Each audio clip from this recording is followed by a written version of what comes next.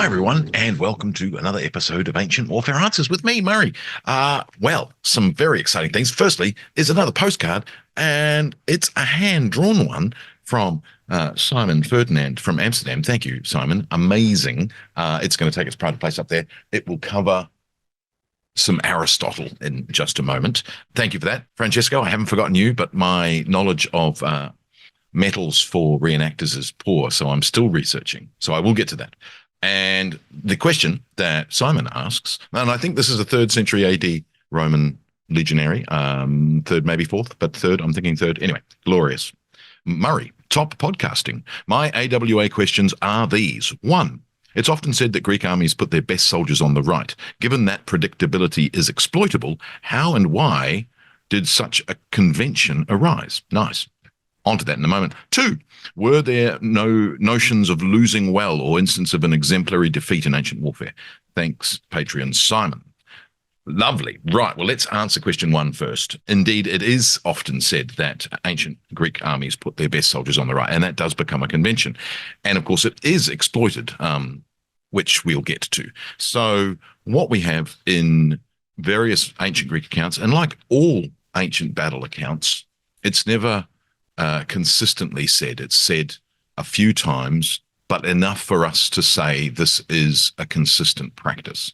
So the first of those is the Battle of Marathon in Herodotus, Book 6, Chapter 111, if you're interested, where he tells us indeed that the place of honor in the Athenian line is on the right, and that that is where Callimachus takes his stand. There's some other issues with the Battle of Marathon I think we've talked about before. The fact that you have both a polemarch, Callimachus, and the 10 strategoi, of whom Miltiades is the most respected, I suppose. That's a problem in terms of whether those two systems ever existed at once. And so the question at hand, of course, is the place of honor on the right, and that does indeed seem to be the place. At the same time, the second highest place of honor is on the left, which is where the Plataeans are placed. When we then jump forward to the Battle of Plataea in 479 BC, again, the idea that the Spartans will be on the right, as is the place of honor, is assumed, and the debate between the Tegeans and the Athenians is who will take the second most honored position on the left. So again, the assumption there is that the position on the right is the most honored. When we jump forward again to 418 BC at the Battle of Mantinea, which again gives us a lot of detail, Thucydides' account, we again get that the Spartans are on the right, and on the allied line facing the Spartans, it's the Mantineans who are on the right, because it's their territory in which the battle is being fought. Now, there's lots of other battles where it's told to us who's on the right and who's on the left, and it does indeed seem to be that the right is the most honored position. Now, that is fascinating and interesting for a variety of reasons anyway, because it does actually allow us to tell which division is where and why, whether it be the most senior, whether it be on a given day, when we're given, for instance, in Athenian battle lines, the position of the various taxae. We're never given all 10. We're given some, 1 or 2, or none, and we have to extrapolate that out. But there's enough detail in several battle accounts to say who's where. And that's also interesting because it tells us, for instance, in the Athenian battle line, that the order of the 10 taxae isn't fixed. In the funeral oration of Demosthenes, we get a fixed order of preference of the 10 tribes. But in other accounts, it's clear that those tribes in the battle order are not in the same place. And so that's fascinating because obviously they shift. And if the place of honor is on the far right, generally speaking, that's going to be the taxae of the commander, the strategos in command, just like at Marathon, where it's Callimachus, the polemarch, on the right. Later battles are going to have the strategos whose day in command it is, if there's more than one. And so it'll be shifted based on that. Now, that means we've got this idea that in a hoplite battle, of course, they're all fighting in the same way, the hoplites are. Each one of them can fulfill that role. And with the Spartans, for instance, it's honor and prestige that takes the place on the right. Even at the Battle of Mantinea, where there is a right wing, but the extreme right is the Spartan contingent. We're not told how big that contingent is, and then the rest of the Spartans are in the center, but on the right of the center. Now, when it comes to the Battle of Tigyra and Leuctra, and then Second Mantinea, you have indeed exactly that same scenario where the Thebans know that the Spartans are deployed on the right of their line.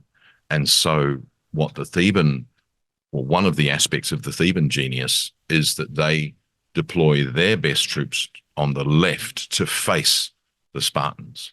And so that is indeed part of that exploitable convention, that they know that that's where the Spartan king will be, on the rightmost section of the right, which is occupied by the Spartans in general.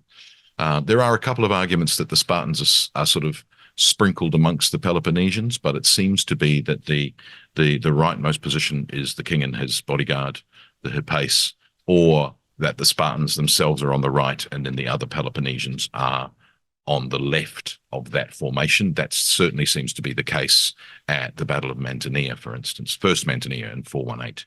So that certainly seems to be the convention. It's exploitable by the Thebans, who do so twice at the Battle of Leuctra and Mantinea, in the Second Mantinea in 362 BC especially. I think it's also probable that that's what happens at the Battle of Tigyra in 375, that Pelopidas leads the sacred band and some cavalry, and I think he charges the Spartan right, which is where the two Spartan commanders are, defeats them, and that makes the rest of the Spartans flee. And that's exactly part of the exploitable issue, that if you cut the head off, this is quoting Iphicrates now, if you cut the head off the snake, the rest of the body will die. And certainly in terms of the way that those battles come about, once the Spartan commander is defeated and the other Spartans see that happening, their morale crumbles.